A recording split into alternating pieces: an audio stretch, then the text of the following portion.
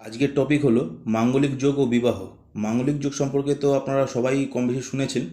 আজকে তার বিশেষ কিছু জিনিস আমি আরও নিয়ে আসছি, যেগুলো কোন কোন ক্ষেত্রে ব্যতিক্রম হয়, নিশ্চিত শতাংশ কীভাবে বিচার করতে হয়, এবং বিশেষ বিবাহ বিধি যেখানে মাঙ্গলিক এবং অমাঙ্গলিকের মধ্যেও যেখানে বিবাহ সম্ভব, সেগুলো আমি নিয়ে এসেছি আজকে।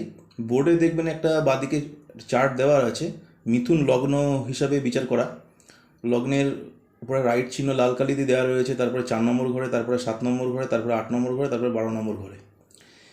নিয়ম হচ্ছে মঙ্গল যখন জননকুণ্ডলিতে 1, 4, 7, 8, 12 ঘরে থাকে তখন মাঙ্গলিক যোগ হয়। তবে বিশেষ কিছু ক্ষেত্রে তার ব্যতিক্রম আছে। কোন ক্ষেত্রে?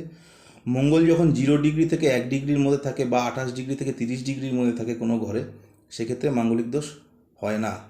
যদি বৃহস্পতির কোনো দৃষ্টি পড়ে মঙ্গলের উপর, তাহলে মাঙ্গলিক দোষ খণ্ডন হয়। এবং মঙ্গল নিজ গৃহে উচ্চ, অস্ত এবং মারক হয়ে নিচুস্থ হলে সেক্ষেত্রে মাঙ্গলিক হয় না। এরপর আমি নিশ্চিত শতাংশে আসছি। আমি লগ্ন ছাড়াও চন্দ্র, শুক্র থেকে বিচারে 33%, 66% এবং 100%। এর মানে হলো মঙ্গল যখন 1, 4, 7, 8, 12 ঘরে থাকে লগ্ন থেকে, তখন তো মাঙ্গলিক দোষ হয়ই।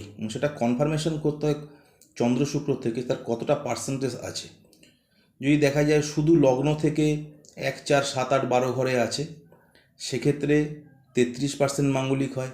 যদি লগ্ন আছে প্লাস চন্দ্র বা শুক্রর যে কোনো একটা গ্রহ আছে, তার থেকে মঙ্গল 1, 4, 7, 8, 12 কোনো না কোনো ঘরে আছে, তখন 66% মাঙ্গলিক হয়।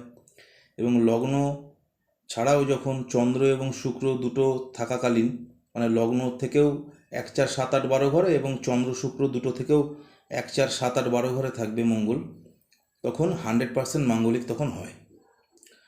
এবং বিশেষ বিবাহ বিধি আছে, যেক্ষেত্রে মাঙ্গলিক এবং অমাঙ্গলিকের মধ্যেও বিবাহ সম্ভব।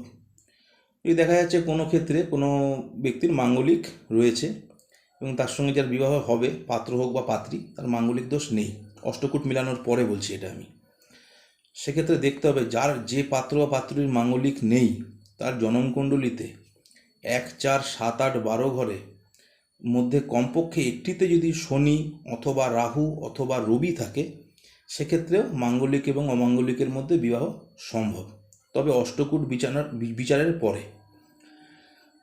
এই মাঙ্গলিক যোগ নিয়ে অনেক রকম ভ্রান্ত ধারণা আছে, সেটা আমি খণ্ডন করলাম আজকে বিশেষ কিছু জিনিস আরও নিয়ে এসে, যে সব ক্ষেত্রেই সমস্যাদায়ক হয় না। আশা করি আজকের ভিডিও আপনাদের ভালো লেগেছে। চ্যানেলটা সাবস্ক্রাইব রাখবেন, ওয়েবসাইট রামস রেমেডিস ফলো করবেন, শেয়ার করবেন, লাইকস করবেন। নমস্কার।